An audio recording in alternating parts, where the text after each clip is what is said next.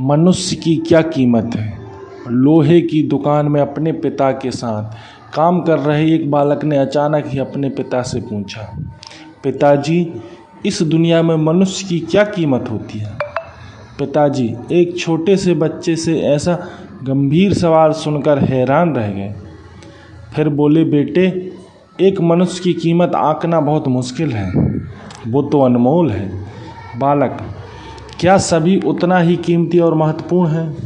पिताजी, हाँ बेटा। बालक कुछ समझा नहीं। उसने फिर सवाल किया, तो फिर इस दुनिया में कोई गरीब तो कोई अमीर क्यों है। किसी का कम आदर तो किसी का ज़्यादा क्यों होता है। सवाल सुनकर पिताजी कुछ देर शांत रहे और फिर बालक से स्टोर रूम में पड़ा एक लोहे का रॉड लाने को कहा। रॉड लाते ही पिताजी ने पूछा, इसकी क्या कीमत होगी। बालक बोला, 200 रुपये।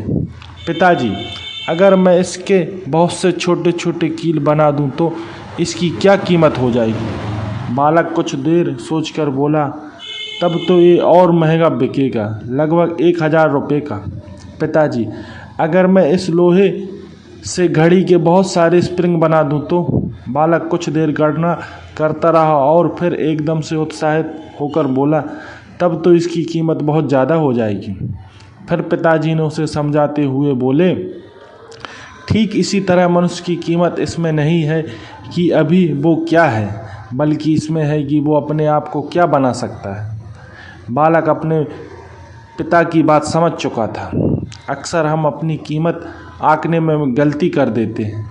हम अपनी वर्तमान पहचान को देख कर अपने आप का मूल्य नहीं समझ पाते, लेकिन हम में हमेशा अतः शक्ति होती है। हमारा जीवन हमेशा संभावना से भरा होता है। हमारा जीवन में कई बार स्थितियाँ अच्छी नहीं हैं, इससे हमारा मूल्य कम नहीं होता। मनुष्य के रूप में हमारा जन्म इस दुनिया में हुआ है, इसका मतलब है हम बेहतरीन हैं। जय श्री कृष्ण।